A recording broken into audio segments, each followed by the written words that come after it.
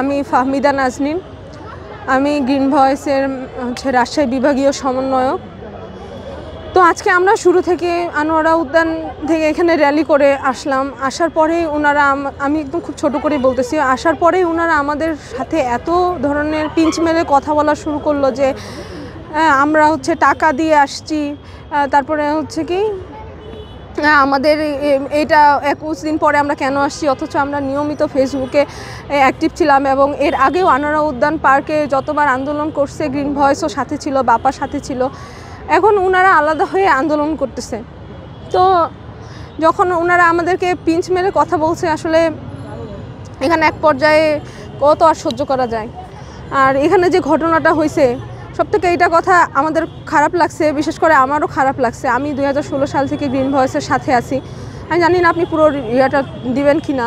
এখানে কিন্তু সম্পূর্ণ আমার বাবার টাকায় আমি এখানে যাতায়াত ভাড়া বলেন, যে খরচ যেটা হয়, আমরা সম্পূর্ণ আব্বু যেটা টাকা দেয় ওখান থেকে আমি টাকাটা আমার বহন করি। তো এইখানে আমাদের গ্রিন ভয়েস কোনো প্রজেক্ট নেয় না, বাহিরের কোনো প্রজেক্ট নেয় না যে বলবেন আমাদের একটা এনজিও বাহির থেকে প্রজেক্ট নেয়, এটা না। যারা সমাজে বিত্তবান তারা যখন কোনো একটা কাজ আমরা করি, হ্যাঁ, তারা যেটুকু হেল্প করতে চায় সেটুকুই। এছাড়া আলমগীর কবির ভাইয়ের নিজস্ব টাকায় এই সংগঠন চলে, তার ইনকামের একটা অংশ দেয়।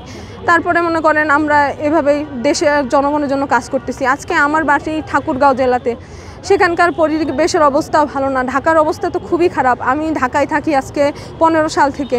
তো আমি যেটা বায়ু নেই সেটা খারাপ, পানি খাই সেটা খারাপ, হাঁটতে চলি রাস্তার খারাপ, মানে এগুলোর ভালোর জন্যই আমি কাজ করে যাচ্ছি। যে আমি আজকে যে উদ্যোগটা নিব, সেটাতে 10 জন মানুষ 5 জন মানুষ যদি মানে উৎসাহ হয়ে পরিবর্তনটা হয়, এটাই আমার জন্য বিশাল।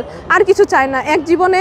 আর ভবিষ্যৎ প্রজন্ম যে আসবে, তারাও কিন্তু আমরা যে এখন একটা খারাপ বায়ুর মধ্যে তাও বেঁচে আছি, তাদের জন্য কি রেখে যাচ্ছি, এই কাজটা থেকেই মূলত এখানে সবাই আসছে। তেজগাঁও কলেজ থেকে বলেন, আমাদের Dhaka teachers training college, Eden college, Badrunnesa, Dhaka university, সবাই।